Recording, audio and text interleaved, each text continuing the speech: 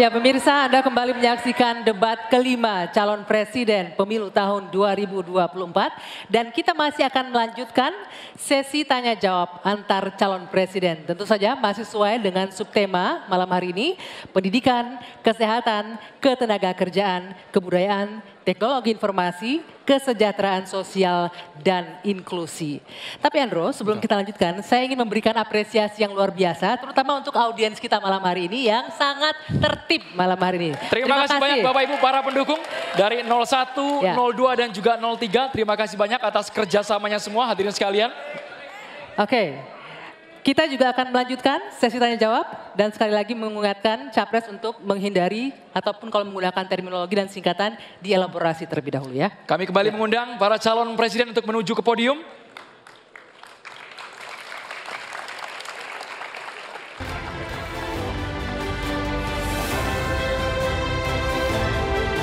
Hadirin sekalian dan juga pemirsa, di awal segmen ini calon presiden nomor urut 3, Bapak Ganjar Pranowo akan memberikan pertanyaan kepada calon presiden nomor urut 2, Bapak Prabowo Subianto. Waktu Bapak Ganjar 1 menit dimulai saat Bapak berbicara. Silakan Pak Ganjar. Pak Prabowo, saya punya program internet gratis untuk sekolahan, untuk UMKM. Tapi ada yang menarik Pak, di Pontianak pada tanggal 20 Januari Bapak menyampaikan bahwa orang yang menginginkan internet gratis itu, maaf ini Pak, otaknya lambat. Padahal biasanya mereka otaknya cemerlang gitu. Di sisi lain ketika Bapak menyampaikan itu, cawapres Bapak bicara IoT, hilirisasi digital, dan banyak program yang sebenarnya berbau digital. Padahal Pak dengan internet gratis dan coverage-nya bagus, ini bisa mengatasi kesenjangan. Data pendidikan, kesehatan, kemiskinan, hampir semuanya ada. Nah, ini dari BPS juga sudah menyampaikan Pak bahwa kondisi ketimpangan digital ini sangat tinggi di tempat kita. Pertanyaan saya kepada Pak Prabowo, setuju tidak Bapak untuk memperbaiki ketimpangan digital ini dan bagaimana caranya? Waktunya habis Bapak.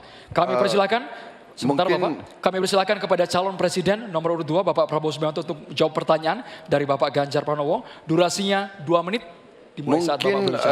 Tidak lengkap yang Bapak dengar ucapan saya. Yang saya katakan adalah yang mana yang lebih penting, internet gratis atau makan gratis untuk orang yang sedang susah, untuk orang miskin, untuk orang kalangan bawah. Itu yang saya maksud. Kalau internet gratis, ya saya setuju. Tapi jangan internet gratis lebih dipentingkan daripada makan gratis. Makan ini mutlak untuk rakyat kita. Mereka harus makan, anak-anak harus makan, orang miskin harus makan. Itu maksud saya. Kalau internet gratis bagus untuk ketimpangan digital dan sebagainya. Saya sependapat. Mungkin ada yang lapor ke Bapak kurang lengkap. Saya kira itu mungkin ya.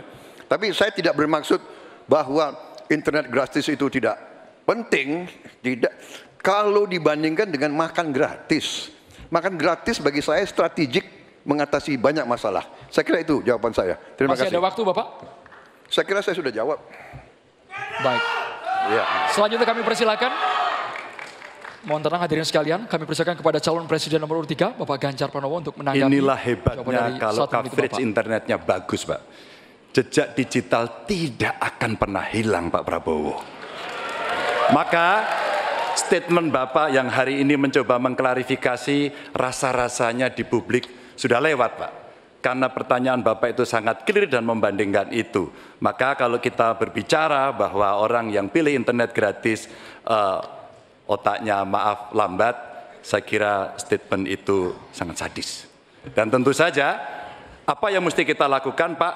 Ada kurang lebih 12.000 desa yang masih blank spot.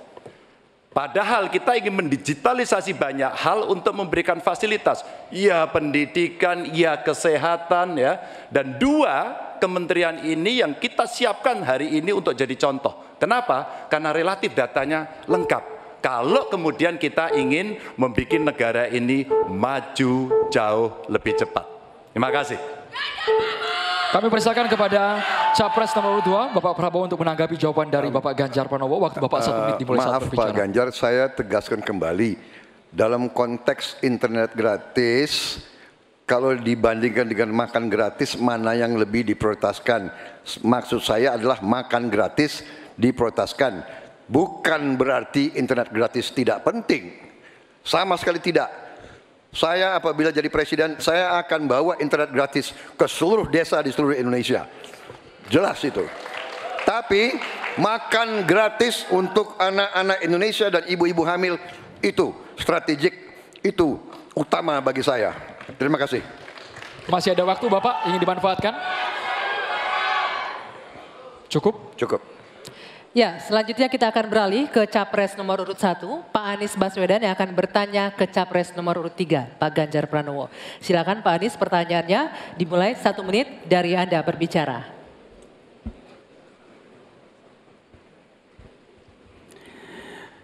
Pak Ganjar, ini pertanyaan saya terkait UKT yang mahal itu. Kampus memang seharusnya merdeka dan memerdekakan. Dan kampus merdeka itu baik, tapi bukan berarti merdeka untuk menaikkan ongkos. Bukan berarti menggunakan segala cara untuk bisa mendapatkan dana dari mahasiswanya. Nah, belakangan kita mendengar fenomena ini. Bahkan ada yang kesulitan membayar UKT sampai harus malah dianjurkan untuk menyelesaikan lewat pinjol. Nah, bagaimana pendapat dan pandangan Pak Ganjar melihat problem pendidikan tinggi di Indonesia ini? Silakan Pak Ganjar. Ya, silakan waktunya 2 menit Pak Ganjar untuk menjawab. Terima kasih Pak Anies. Yang pertama, hentikan liberalisasi pendidikan. Hentikan hari ini. Berikanlah kepada para mahasiswa kita proporsi yang benar. Kenapa Ganjar Mahfud punya program 1 keluarga miskin, 1 sarjana, agar mereka tidak direpotkan pada persoalan ini. Dan Pak Anies tadi betul, ikhtiar para mahasiswa hari ini agar dia tetap bisa sekolah adalah ngutang. Dan pinjol ternyata menjadi problem, dan saya sepakat, kami diskusi beberapa waktu lalu dengan para mahasiswa di Jogja, ini menjadi cerita utama. Pak Ganjar, apa kemudian yang bisa kita dapatkan ketika kemudian kita harus memacu diri agar nasib kami jauh lebih baik? Karena kami tidak bisa mendapatkan akses yang mudah di situ. Saya ingin mengangkat kembali sebenarnya. Dulu era senior-senior saya, senior-senior kita saya kira, termasuk kakak saya sendiri, dia punya KMI kalau tidak salah waktu itu, Kredit Mahasiswa Indonesia. Dan kalau tidak salah kakak saya sampai hari ini ijazahnya tidak pernah diambil juga. Karena itu dia lulus menggunakan kredit yang sangat murah, diberikan skim oleh pemerintah, dan modelnya seperti Yarnen. Bayarnya setelah panen. Panennya apa? Ketika dia sudah lulus. Maka liberalisasi yang mesti dihentikan ini menurut saya mesti juga diimbangi dengan proporsionalitas kepada mana yang mampu dan mana yang kurang mampu. Yang kurang mampu mesti mendapatkan intervensi dari pemerintah, dan tentu saja apa yang mesti dikerjakan oleh perguruan tinggi pun dia harus bisa menunjukkan bahwa UKT ini dengan klaster-klaster pembiayaan seperti ini diperuntukkan untuk kalangan yang memang sesuai dengan strata mereka. Begitu. Cukup? Baik. Saya berikan kesempatan berikutnya untuk Pak Anies menanggapi jawaban dari Capres nomor 3. 1 menit, silakan dimulai dari Anda bicara. Ya, terima kasih. Bagus Pak Ganjar. Kami teruskan. Jadi kami melihat pendidikan tinggi sebagai supplier pembentukan kelas menengah Indonesia. Negara harus menempatkan pendidikan tinggi itu sebagai eskalator sosial ekonomi. Jadi kalau cara pandangnya begitu, maka biaya pendidikan tinggi ada 2 penyedianya. 1 orang tua, 1 negara. Nah, unsur negara harus lebih besar. Negara ambil alih biaya itu, bukan justru malah dibebankan ke universitas. Supaya apa? Dosen, pimpinan universitas bekerja pada pendidikannya, pengajarannya, penelitiannya, pengabdian masyarakat. Biayanya negara yang masuk. Ini sebagai investasi. Nanti negara itu dapatnya pendapatan dari mana? Ketika mereka menjadi kelas menengah, mereka bekerja, mereka memberikan pajak bagi negara, tapi bukan pendapatan ketika mereka sedang sekolah.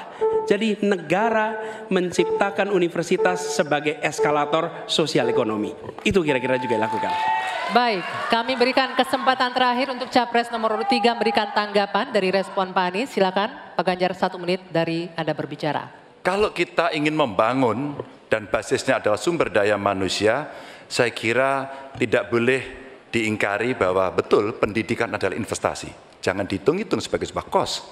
Maka kalau kemudian saya mau berbagi pengalaman di Jawa Tengah, kenapa saya cari keluarga miskin agar anaknya bisa sekolah langsung kerja.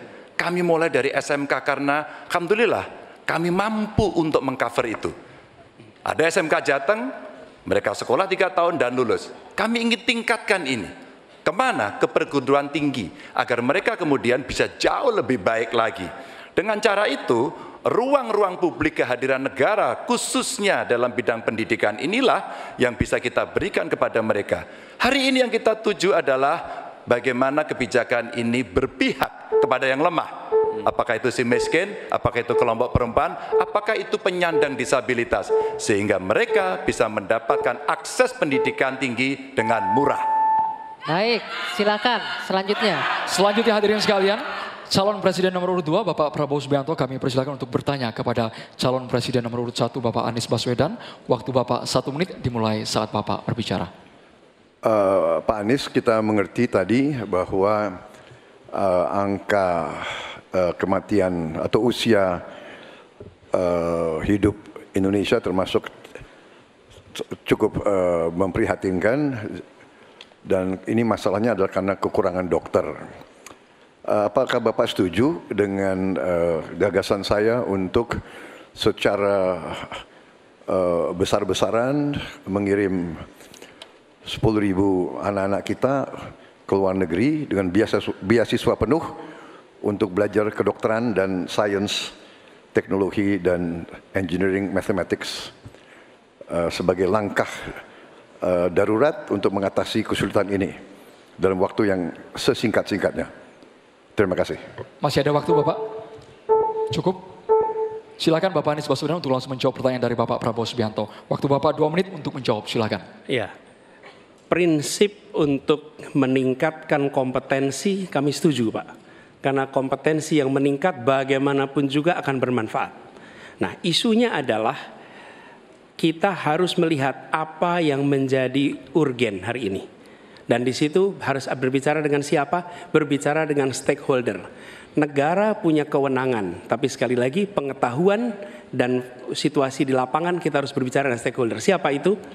Asosiasi profesi, kemudian Kementerian Kesehatan, dinas di daerah, kemudian para aktivis, para pengamat, para pakar. Kumpulkan datanya, lihat apa yang menjadi kebutuhan. Sehingga kita bukan meloncat langsung ini adalah yang dibutuhkan.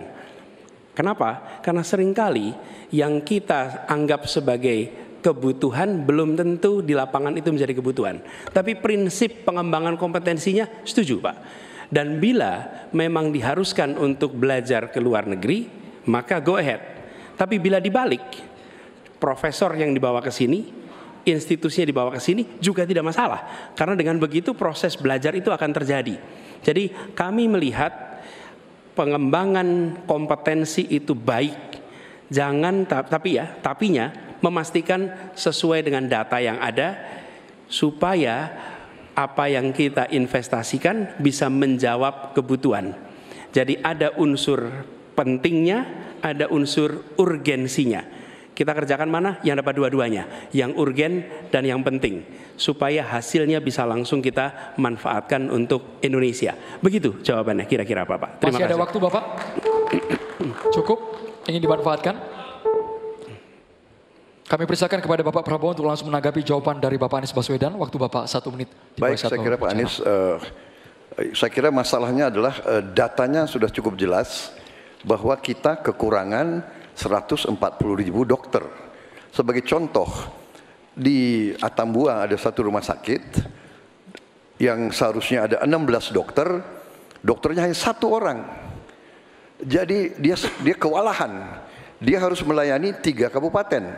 Jadi bagaimanapun pemerintah saya kira harus ambil tindakan-tindakan yang cukup darurat. Dan untuk itu menurut kami ya, kita harus ambil langkah-langkah berani, mengirim sebanyak mungkin. Tapi saya setuju juga mengundang profesor-profesor untuk mengajar di kita. Jadi saya usulkan bahwa dari 92 fakultas kedokteran kita tingkatkan menjadi 300 fakultas kedokteran. Jadi saya kira usul Pak Anies baik juga mengundang profesor Waktunya ke Indonesia. Bapak. Terima kasih. Terima kasih, waktunya habis. Kami persilakan Bapak Anies Baswedan untuk menanggapi jawaban dari Bapak Prabowo. Waktu Tentu. Bapak 1 menit. Baik, terima kasih. Jadi, tapi ini juga Pak Prabowo yang saya hormati, kita banyak memberikan perhatian pada aspek kuratifnya. Itu memang betul, harus dikerjakan. Tapi jangan lupa aspek preventifnya. Dan ketika bicara aspek kuratif ada 2. Satu adalah soft infrastructure, tadi tenaga medisnya. Yang kedua hard infrastructure-nya. Apa itu? Misalnya nih, 15 dari 38 provinsi belum memiliki rumah sakit kelas A. Ini harus dibangun. Kemudian 171 kecamatan di 8 provinsi ini belum memiliki puskesmas. Jadi kita harus memikirkan dua-duanya Pak. Soft infrastructure, manusianya, hard infrastructure, dan jangan lupa itu semua adalah efek dari pola hidup yang tidak, salah satunya efek pola hidup yang tidak sehat. Tidak sehat, karena itulah promotif preventif itu penting. Sehingga kita tidak hanya mengobati tapi juga mencegah. Demikian. Baik, Ya. terima kasih Bapak. Baik, berakhir sudah sesi tanya jawab antar calon presiden. Kita masih akan lanjutkan lagi, tapi silakan beri tepuk tangan yang meriah dulu untuk sesi tanya jawab 3 calon presiden ini. Oke.